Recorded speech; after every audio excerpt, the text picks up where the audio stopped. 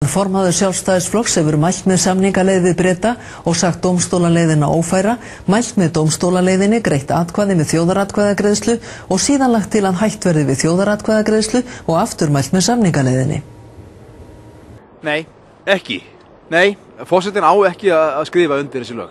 Við eigum ekki að setja okkur við það að vera bara einhver nýlendu þjóð Breta og Hollendinga. En hvað með afleiðingarnar? Já, við erum algjörlega menn til að taka þeim.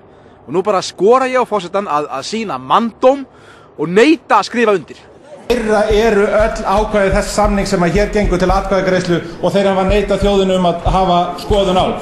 Og það mikill misskilningur í háttvirtum þingmönnum stjórnarflokkana að þeir geti ekki borið ábyrgð á þessu máli og líka senda til þjóðarinnar. Nei, auðvitað á forsetinn ekkert að skrifa undir. Það eina leiðin til að við Íslendingar getum haldið reisn okkar meðal þjóðana að við bara stöndum upp í hárinu á þessum þjóðum sem ætla að traðka okkur í skítinn. Í kvöldfréttum Stöðvar 2 hinn 5. september síðastliðinn eftir synjun forsetans sagði Bjarni. Það er auðvitað augljóst að það stefnir í þjóðaratkvæðagreiðslu og ég alls ekki á móti því. Jú, ég skrifaði undir áskorun til forsetans að skrifa ekki undir. Það er rétt, ég gerði það. Og hann hefur greinilega tekið áskorunni þannig að nú eru samningarnir við Breta og Hollendinga greinilega í uppnámi og vinnan við Icesave er aftur komin á byrjunarreit. Fyrir ekki akkurat allt í nú komið með Barta.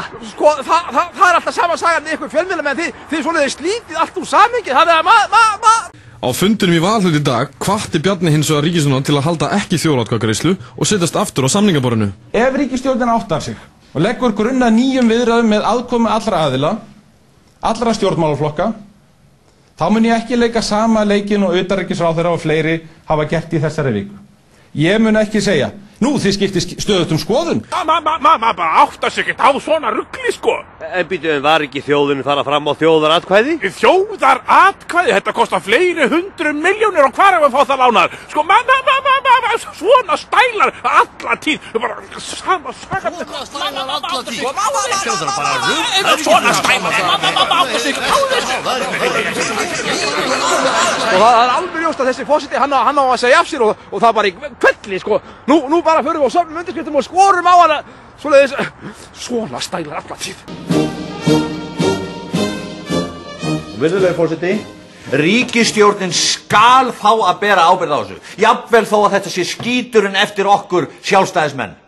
Og jafnvel þó við prísum okkur sæla á hverjum einasta degi að þurfi ekki að þrífa skítinn upp eftir okkur sjálfa. Vér mótmælum allir.